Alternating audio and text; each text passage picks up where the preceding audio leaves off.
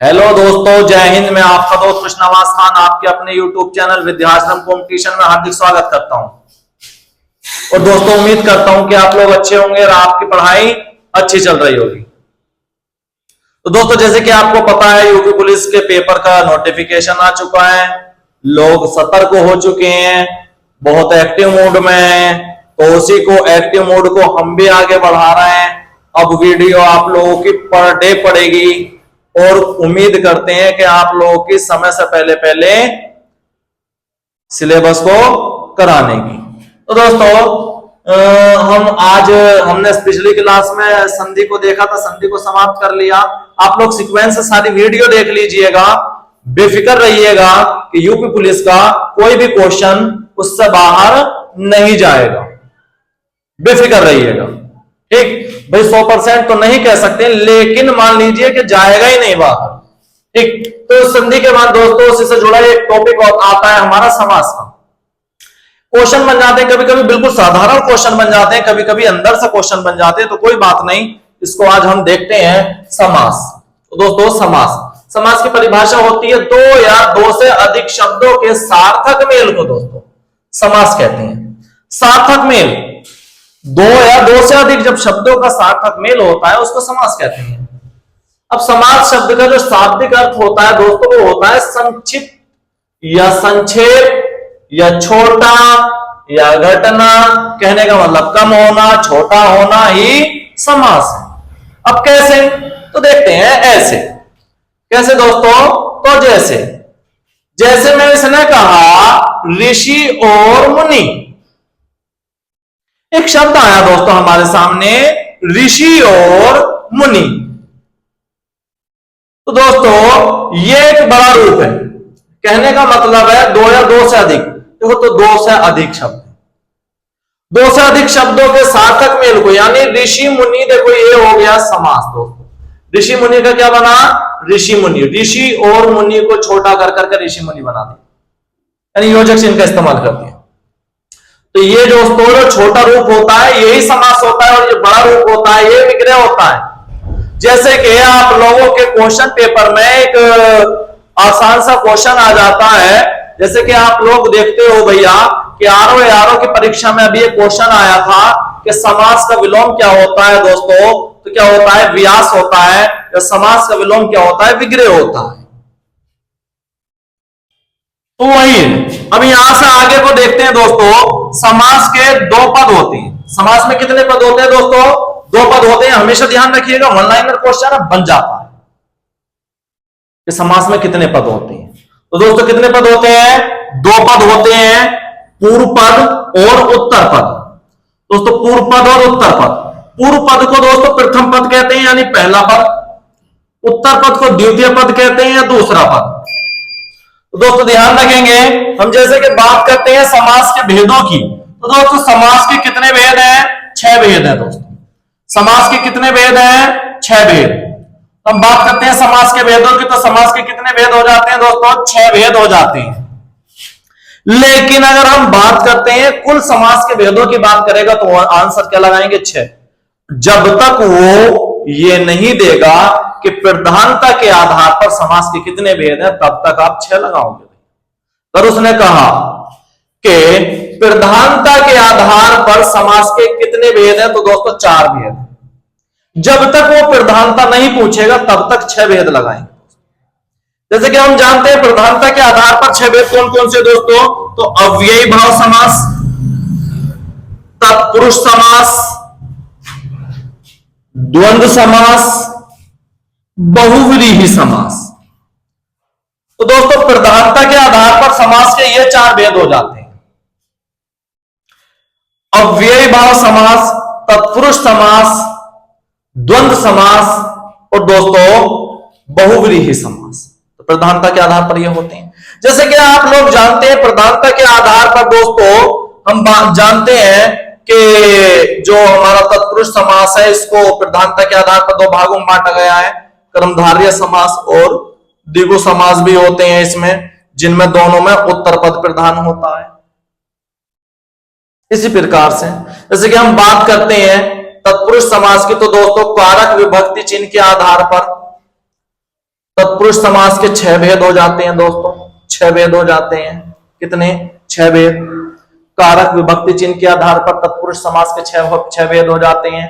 और आप लोगों के भैया प्रधानता के आधार पर तत्पुरुष समास के 2 भेद हो जाते हैं, कर्मधारय और द्विगु। जैसे कि हम बात करते हैं दोस्तों, अव्ययी भाव समास में पूर्व पद प्रधान होता है।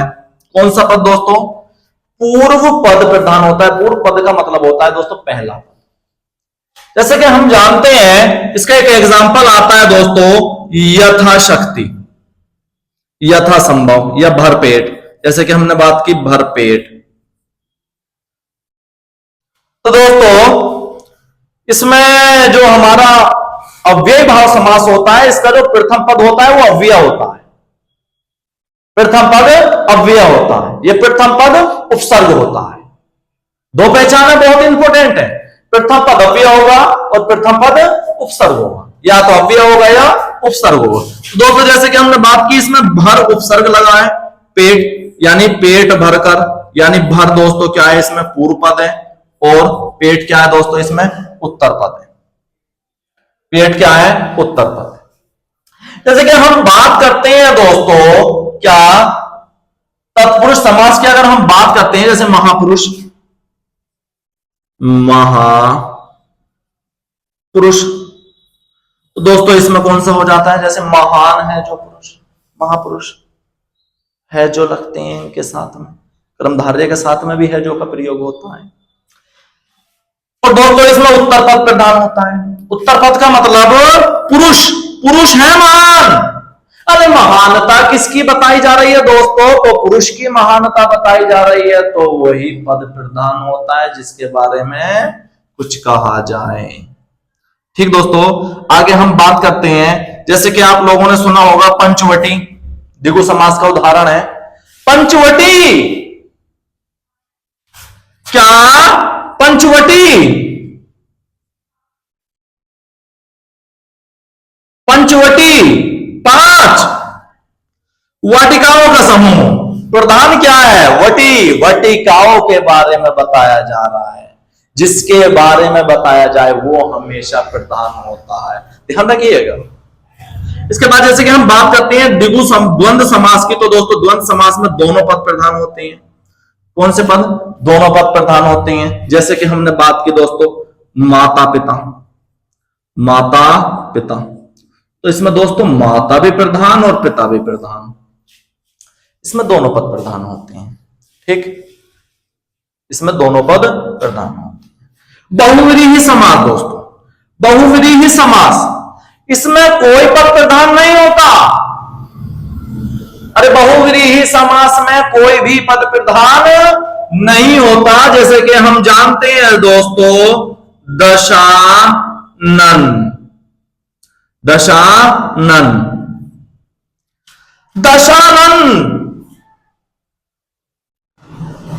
अगर दशानन में बहुव्रीहि समास ऑप्शन में ना मिले तब आपका दोस्तों द्विगु समास होगा, क्योंकि 10 की गिनती है, 10 की गिनती है। लेकिन दशानन, अरे इसमें कोई सा पद प्रधान नहीं है, ना तो 10 और ना ही आनन।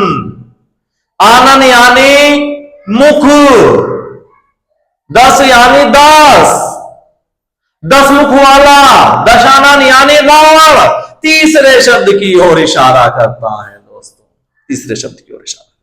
जैसे कि हम जानते हैं दोस्तों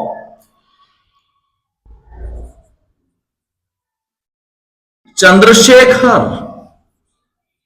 चंद्रशेखर, चंद्र है जिसके शिखर पर, शिखर सर पर, चांद किसके है दोस्तों? महादेव, शिव जी के, चंद्रशेखर, महादेव या शिव जी की। तो दोस्तों ये हमने बेसिक जानकारी इसके बारे में इकट्ठी की है। अब जैसे कि हम बात करते हैं, इसकी एक अन्य वीडियो भी हमें बनानी है दोस्तों, क्योंकि ये वीडियो हमारी बड़ी हो जाती है। उसको देखते हुए आप लोगों के लिए अब कुछ हम एग्जाम्पल लेकर के आएंगे जिसमें हम प्रैक्टिस सेशन को भी लगा लेंगे और कई सारे एग्जाम्पल ले लेंगे जो हमारे महत्वपूर्ण होंगे। उम्मीद करते हैं कि आप लोगों के जितना बताया गया है ये समझ में आया हो। ये बेसिक था दोस्तों, बेसिक को समझना सबसे बड़ी घटना होती है। अगर हमने बेसिक को समझ लिया तो बाकी समाज बड़ा आराम से समझ में आ जाता है। कोई भी टॉपिक होता है दोस्तों, हमेशा वो बड़े आसानी से समझ में आ जाता है। तो दोस्तों इसकी हम अगली वीडियो बनाएंगे, तो ये उम्मीद करते हैं ये समझ में आया होगा। तो दोस्तों आप लोगों के सपोर्ट की काफी जरूरत है और आप लोग भैया वीडियो को शेयर कीजिए ज्यादा से ज्यादा और इसको सब्सक्राइब कीजिए चैनल को। हमारे विद्याश्रम कंपटीशन आप ही का चैनल है दोस्तों, इसको सब्सक्राइब कीजिए, ज्यादा से ज्यादा शेयर कीजिए, लाइक कीजिए और उम्मीद करते हैं दोस्तों ये चीजें आपको समझ में आई होंगी। तो दोस्तों नेक्स्ट वीडियो आती है आप लोगों की कल। तो जय हिंद।